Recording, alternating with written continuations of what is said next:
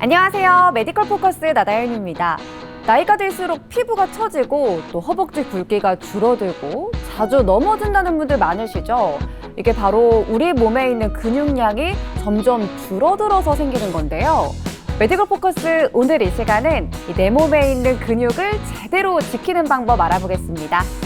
가톨릭대학교 대전성모병원 가정의학과 최현주 교수님 오셨습니다. 교수님 안녕하세요. 안녕하세요. 대전성모병원 가정의학과 최현주입니다. 저희 어머니가 요즘 운동을 굉장히 열심히 하시는데요. 그 이유가 배는 두리둥실한데 하체는 점점 약해지고 그래서 근육을 좀 늘려야 되나 싶어서 운동을 열심히 하고 계시거든요. 네. 또 보고 계신 많은 어머님, 아버님들도 공감하실 것 같은데 이게 진짜 근육 때문에 그런 신체 모형이 만들어지는 게 맞나요? 네, 맞습니다. 우리가 노화가 사실 진행이 되면 몸을 구성하고 있는 요소들의 조금 변화가 좀 생기기 시작을 합니다.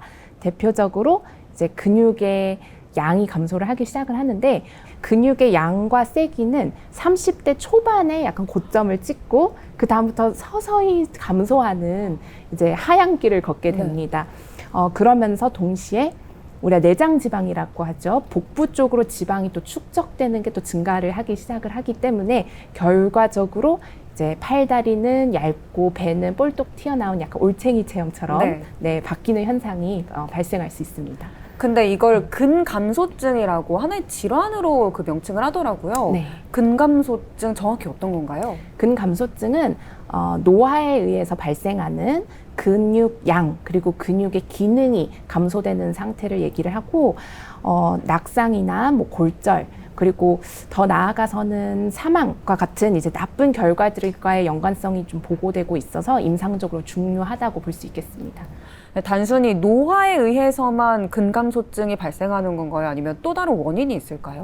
더 세부적으로 나눠서 보면 근감소증은 1차성 그리고 2차성으로 나눠서 볼 수가 있는데 1차성이 이제 노화 관련된 근감소증이고 2차성 근감소증이 이제 다양한 만성 질환이 있으신 분들에서 발생한 근감소증이라고 볼 수 있겠습니다. 우리 체성분을 파악하는 그 대표적인 그 있잖아요. 인땡땡. 그렇죠. 거기 보면 그 C타입이 이렇게 근육이 많이 없어서 이렇게 C 모양으로 나타나는데 제가 그렇거든요. 그럼 제가 근육이 많이 없다는 거잖아요. 그렇죠. 혹시 저도 근감소증을 의심해 볼 수 있을까요? 아니면 그 교수님이 진단하시는 방법이 있나요? 우리가 근감소증을 진단하는 방식이 있습니다.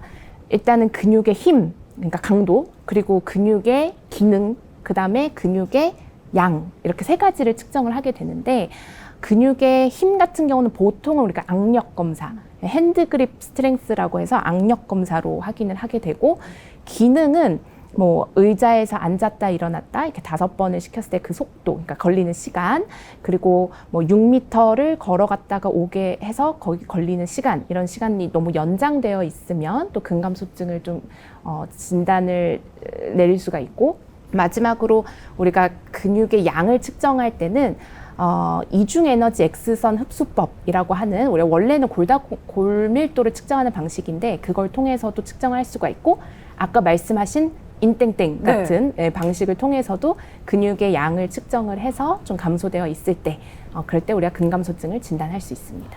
집에서 혹시 내가 근감소증은 아닌가 이렇게 좀 자가 진단해 볼 수 있는 방법도 있나요? 있죠. 5가지 항목을 말씀을 드릴 건데요. 일단 첫 번째로는 4.5kg.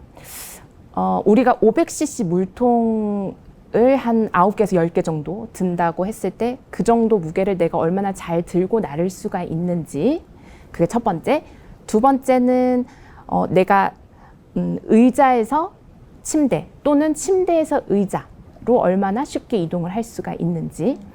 세 번째는 내가 방 한쪽에서 다른 한쪽 끝까지 얼마나 쉽게 이동을 할 수가 있는지. 네 번째는 10개의 계단을 얼마나 쉬지 않고 쉽게 오를 수가 있는지. 일단은 이 4가지 항목에 대해서는 전혀 힘들지 않으면 0점, 조금 힘들다 하면 1점, 할 수가 없거나 도움이 필요하다 하는 경우 2점이고요. 마지막 항목으로는 이제 1년 동안 몇 번이나 낙상을 했는지를 평가를 해서 한 번도 없으면 0점, 한 번에서 3번이면 1점, 4번 이상이면 2점, 해서 총 점수가 4점 이상일 때 우리가 근감소증을 좀 강력하게 의심을 해볼 수가 있겠습니다. 저는 다행히 0점인 것 같습니다. 아, 다행입니다.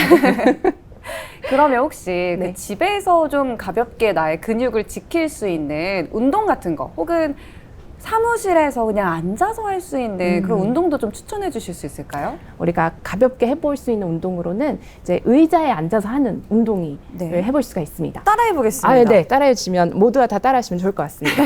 일단은 의자에 허리를 곧게 핀 상태로 앉아서 뭐 어떤 동작이든 할 수가 있거든요. 우리가 워밍업으로 이렇게 제자리 걷기.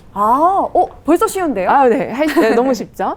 그리고 우리가 어깨를 조금 푼다. 우리 상체를 조금 푸는 워밍업 운동 좀 해볼 수도 있고, 스트레칭도 다 할 수가 있습니다. 가볍게 뭐 이렇게 뭐 스트레칭을 한다거나 옆구리도 늘릴 수가 있고요.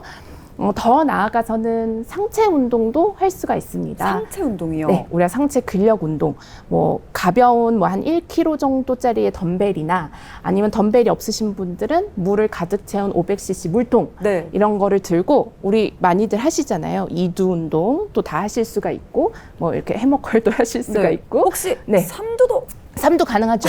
앞으로 약간 이렇게 기울인 상태에서 상두 운동 하실 수가 있고 하체 운동도 다 하실 수가 있습니다. 우리가 이렇게 좀 팔걸이가 있는 의자면 좋은데 팔걸이를 잡은 상태에서 네. 이렇게 다리를 앞으로 올렸다 내렸다. 네. 이거 실제로 제가 헬스장에서 네. 굉장히 자주 하는 기구거든요. 그렇죠. 네. 더 내가 운동 강도를 높이고 싶다 하면 뭐 덤벨도 사용할 수 있고 아니면 우리 요새 밴드, 탄력성이 있는 밴드도 많잖아요. 네. 그래서 의자에 이렇게 고정을 시켜놓은 상태에서 다리에다가 걸고 이렇게 올리면 강도를 더 높일 수가 있고 아니면 다리 사이에 뭐 베개나 쿠션 같은 거 끼워 놓고 조였다 풀었다 조였다 풀었다 이렇게 하체 운동까지 다 하실 수가 있습니다. 아마 지금 보고 계신 분들 벌써 따라하고 계실 것 같은데요. 저도 오늘부터 헬스장 못 가는 날에는 좀 집에서 가볍게라도 근육을 네. 좀 지켜봐야겠습니다.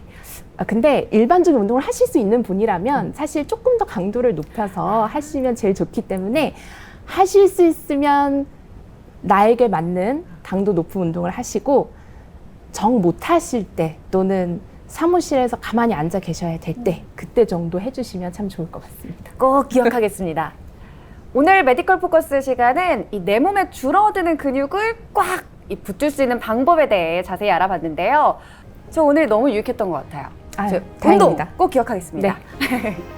네, 그럼 저희 인사드리겠습니다. 여러분 다음 시간에 만나요. 안녕.